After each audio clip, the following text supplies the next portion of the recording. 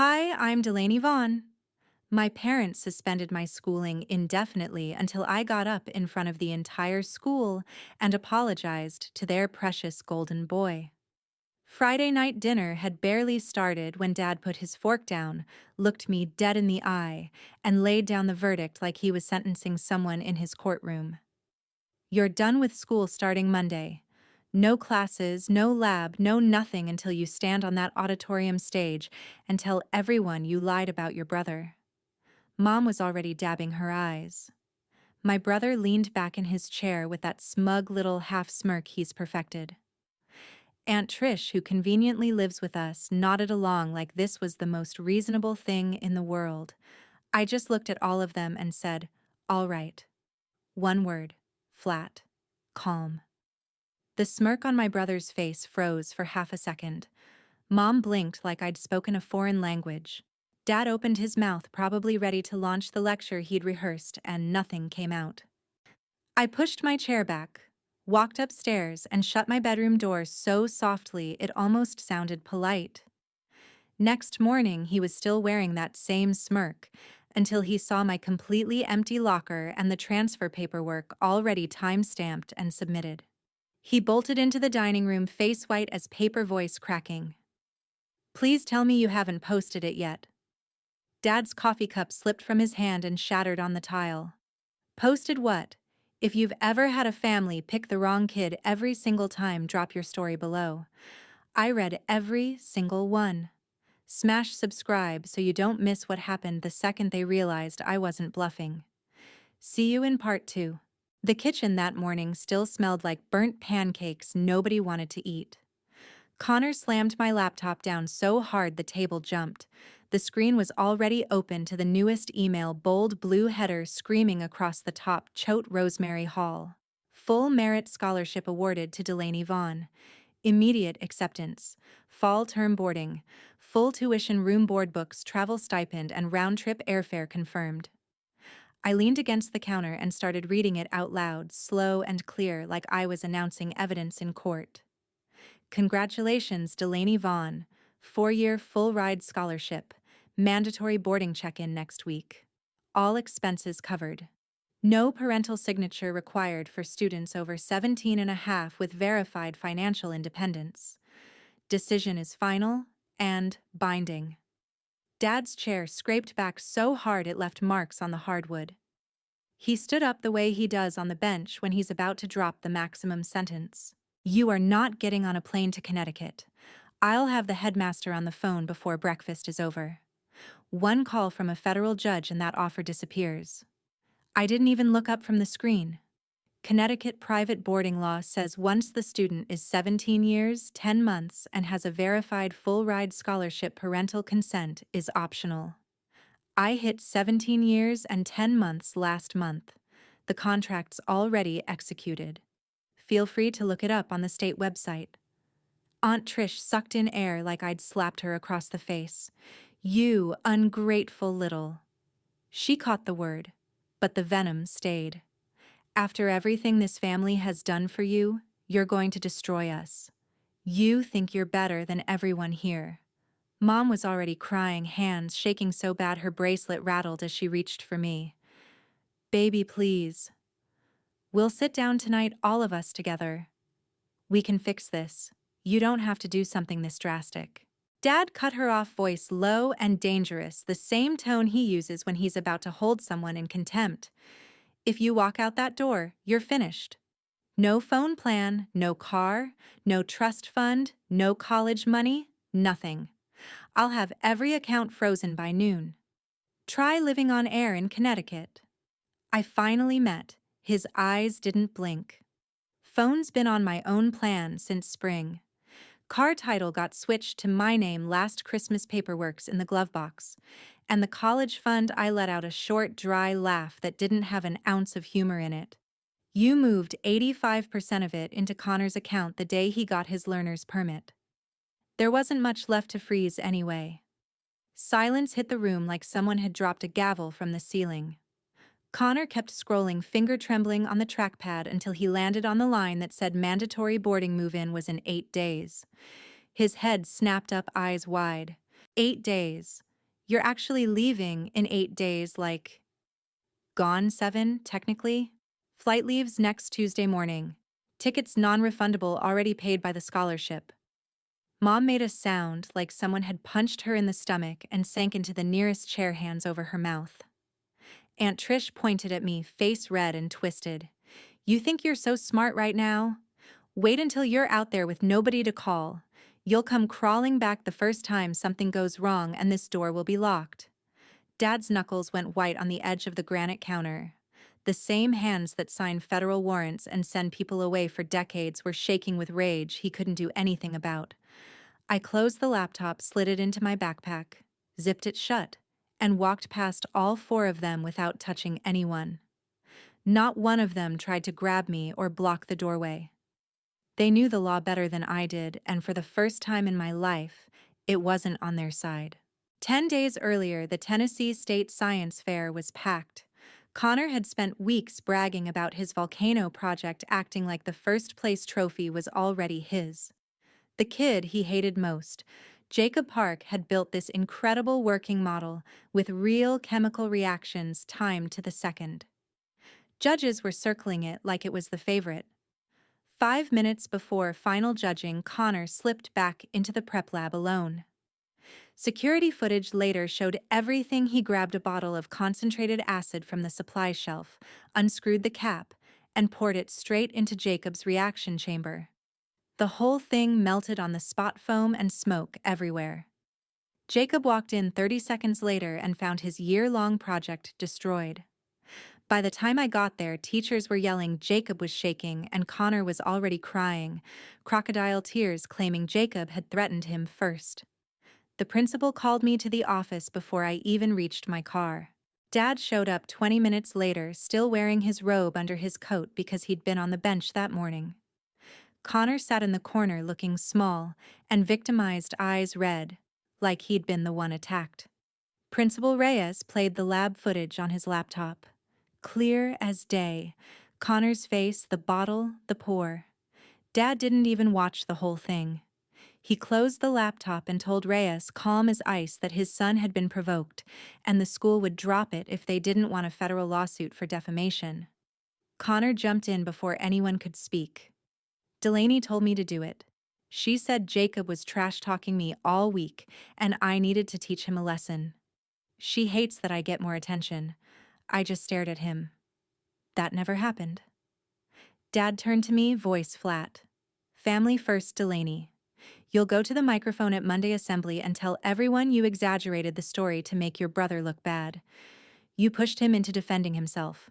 Aunt Trish, who'd somehow appeared in the hallway, chimed in loud enough for the whole office to hear. She's always been jealous of Connor. This is what happens when you spoil the wrong child. Mom was crying quietly in the corner, clutching her purse like a shield. Principal Reyes tried to say something about zero-tolerance destruction of property. Dad cut him off with one look and reminded him that federal judges appoint the school board review committee. They scheduled the assembly for Monday morning. I was supposed to stand on that stage, look out at 3,000 kids, and lie. I told them no. Dad's face went dark. Then you don't set foot on campus again until you do. Aunt Trish smirked. See, she'd rather burn the house down than let Connor shine. Connor wiped his fake tears and added, soft enough only I could hear. You should have just kept your mouth shut like always. I walked out of that office knowing exactly what I had to do next. That Sunday night, Ethan climbed through my bedroom window carrying his spare laptop under one arm and a tray with 2 extra-large coffees in the other. He eased the window shut, dropped his backpack, and handed me the first cup like it was oxygen. 5 nights, he said. We're not sleeping until that application is perfect and gone. Choate Rosemary Hall's full merit deadline was Friday midnight Eastern Time, exactly 5 nights away, and the scholarship only went to 3 kids in the entire country each year. We turned my room into mission control. Ethan took the bed with his laptop open to the Common App portal, pulling every transcript, every score report, every certificate I'd hidden in a locked folder for the last 2 years. I sat at the desk, main laptop glowing, rewriting every short answer until it didn't sound like I was begging. Mrs. Coleman texted at 2:03 Monday morning while we were still on the first draft of the activities list. Letter done. Attaching now. Do not open until you're ready to cry. Send when your gut says go. I opened it anyway. 4 single-spaced pages. She listed every regional science fair win, every debate championship, every time I stayed after school to tutor kids who weren't even on my team, every leadership position I took because nobody else would. Then the last paragraph: Delaney Vaughn has spent years proving excellence in silence because her environment punished visibility. Choate Rosemary Hall is where that silence ends. Maddie was stationed in the hallway with her phone on silent. Every 15 or 20 minutes, another text: Trish just went to the bathroom. Clear again. Connor's light still off. Tuesday bled into Wednesday. We lived on cold pizza and whatever caffeine we could steal from the kitchen at 4 a.m. Ethan color-coded every file, triple-checked every upload, made me cut anything that sounded like self-pity. This isn't a sob story, he kept saying. It's evidence. Wednesday night, I started the personal statement. 800 words, exactly. I wrote about the first time Dad made me apologize for beating Connor's score on a 4th-grade spelling test, about learning to slide trophies into drawers instead of shelves, about every dinner where my college acceptances were met with silence, while Connor's C- in gym got a standing ovation. About the exact second I realized staying quiet wasn't loyalty, it was disappearing. I rewrote the opening 4 times. Ethan read every draft out loud so I could hear where it still sounded like I was asking permission to exist. Thursday, we proofread until our eyes crossed. Ethan caught the extra spaces, the one repeated phrase, the sentence that accidentally made them the victims. Delete it, he said. They don't get to be the hurt ones here. By Thursday night, the essay was raw, clean, and 800 words on the dot. I attached the final version, hit preview one last time, and just stared at the screen. Maddie texted at 2:47 a.m. House dead. Submit it. I've got your back. Ethan slid his chair next to mine, rested his chin on my shoulder, and didn't say a word. At 3:17 a.m. Friday, I clicked submit. The confirmation page loaded. Then, before I could even close the tab, a new email dropped, time-stamped 3:19 a.m. Subject line in bold: Choate Rosemary Hall, Immediate Full Merit Scholarship Award, Delaney Vaughn. The body was 3 lines.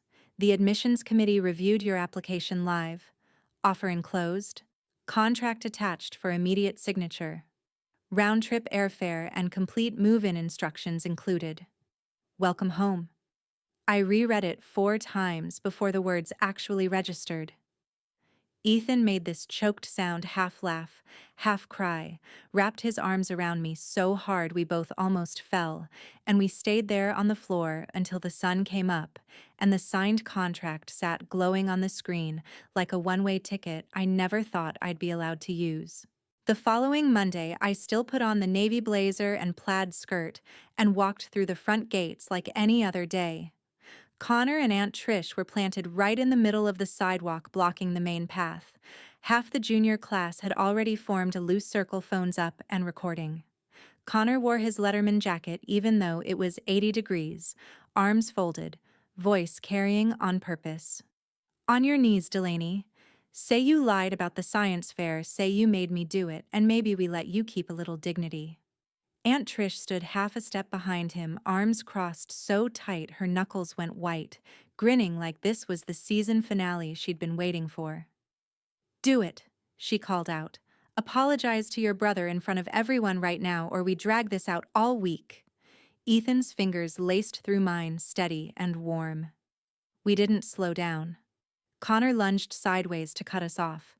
Ethan angled his shoulder just enough that Connor had to step back or collide. A couple of his teammates started booing, but nobody else moved. We kept walking straight through the gap they didn't expect. Inside the main office, the air felt thick. Dad was already there in his dark suit, standing like he was waiting to give a ruling. Mom sat in one of the chairs, twisting a tissue to shreds. Aunt Trish slipped in right behind us, breathing hard from the hurry. Principal Reyes closed the door and nodded for me to start. I pulled the cream envelope from my backpack and set it on the desk between us. Choate Rosemary Hall, I said. Full merit scholarship. 4 years. Immediate boarding. Contract signed and executed. Reyes opened it carefully, flipping through the pages, gold seal catching the light. His eyebrows went up with every line he read. Dad didn't wait. He snatched the top page, eyes scanning fast. When he reached the clause about emancipated minor status and no parental consent required, the paper started shaking in his hand. He yanked his phone out, already scrolling contacts. I'll end this right now. I stayed calm.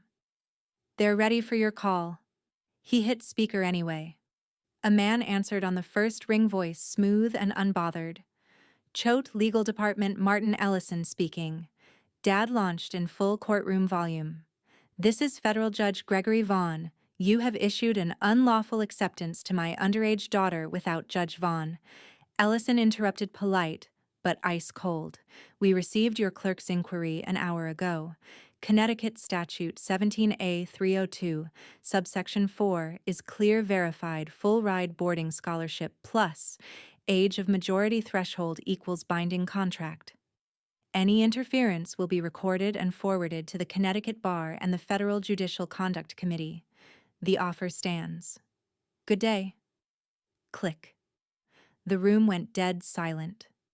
Mom let out a sound like a wounded animal. Aunt Trish's mouth opened and closed twice with nothing coming out. Dad's face cycled through 3 shades of red before settling on something darker. Principal Reyes cleared his throat. Delaney, this is one of the finest acceptances this school has ever seen. Withdrawal paperwork will be processed today. Congratulations. He stood and offered his hand. I shook it while Dad stared at the silent phone like it had personally betrayed him. Ethan gave my hand one last squeeze. We turned and walked out. The hallway was already filling with students who'd watched the live feeds. Phones tracked us the entire length of the building. By the time we pushed through the front doors, applause started somewhere in the back and rolled forward like a wave. I didn't look back once.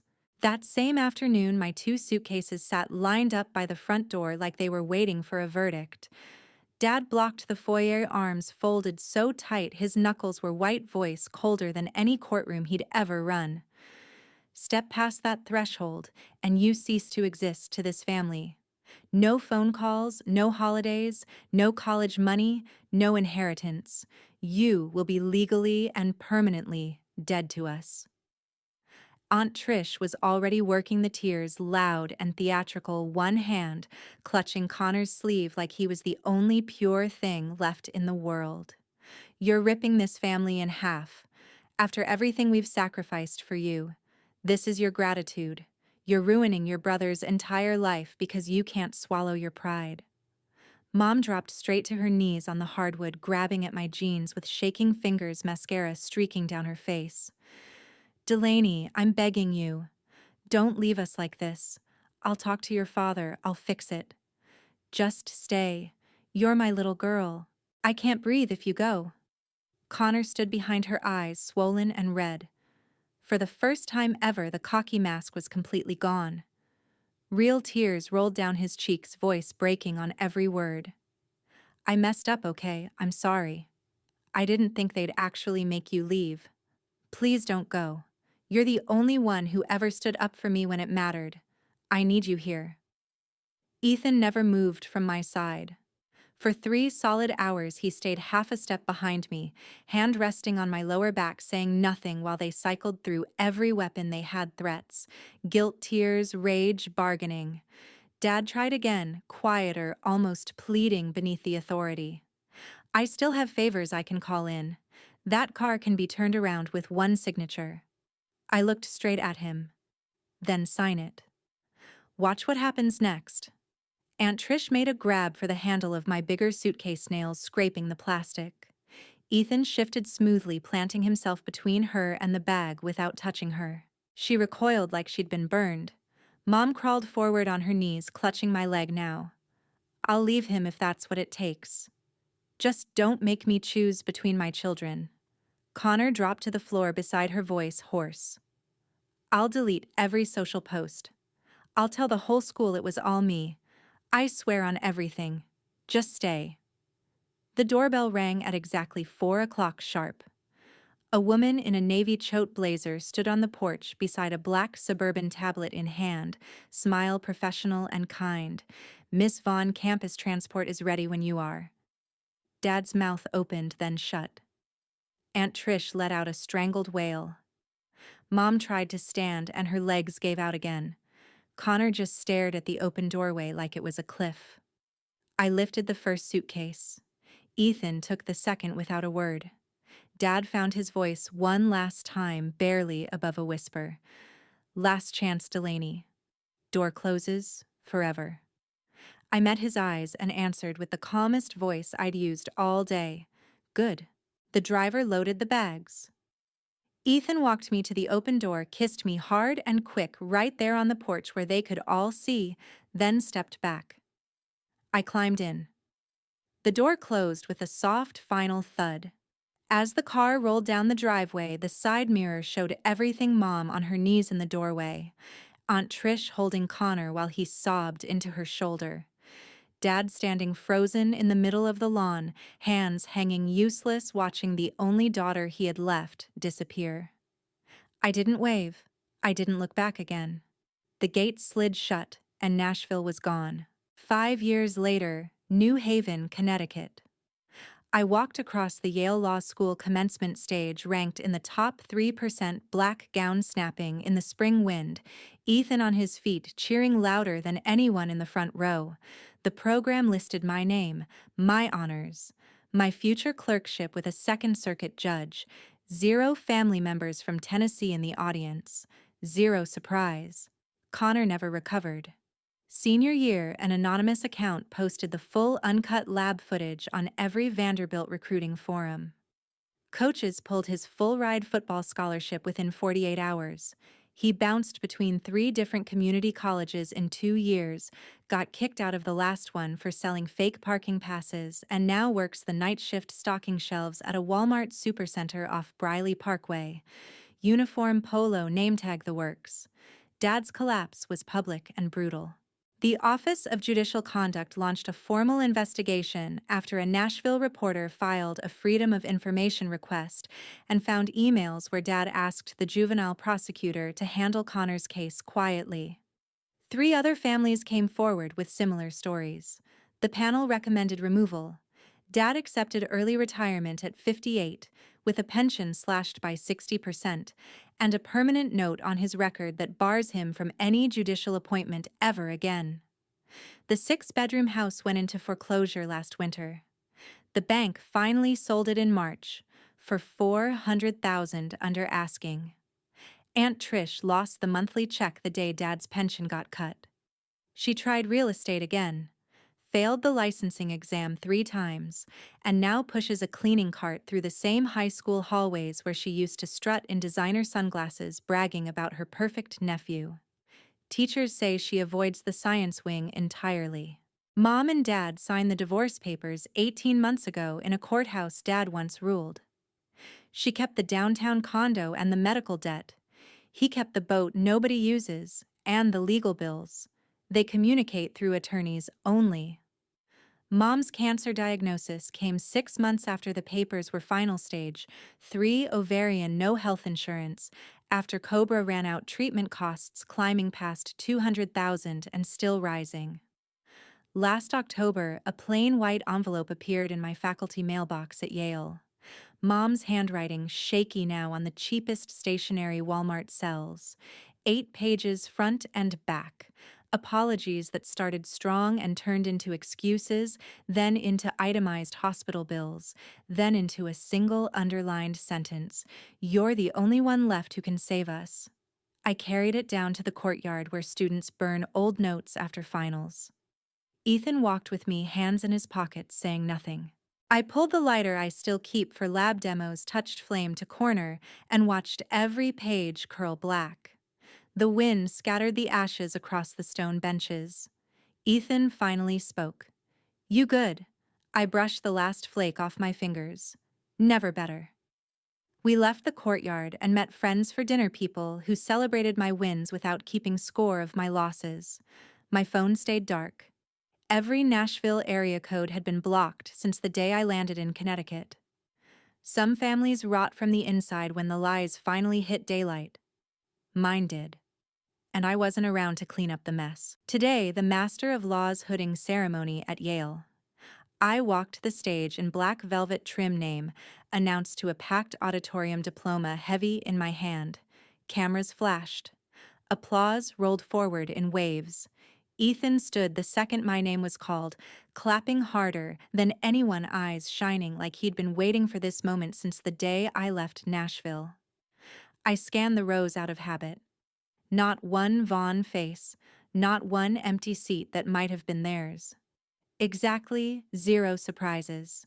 Connor now loads trucks at a warehouse on the edge of town, back brace, and all 12-hour shifts for minimum wage, plus overtime he never sees, because rent is late again.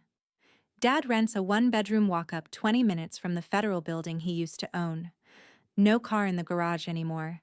The Lexus got repossessed last year. He eats alone most nights, television on loud enough to drown out the quiet.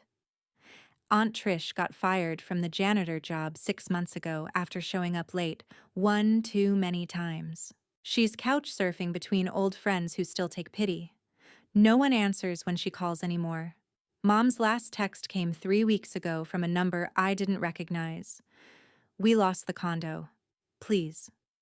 I blocked it before I finished reading. The ceremony ended. Graduates threw caps. Ethan met me at the bottom of the steps, arms open. I stepped into them without thinking. He pulled back just enough to look at me. Proud of you doesn't even cover it. I smiled, the kind that finally reaches my eyes. I already have the only family I need. Right there in front of hundreds of people who chose to show up for me, I kissed him while the band played on, and the Tennessee sky stayed 1,000 miles away. Some doors slam shut for good.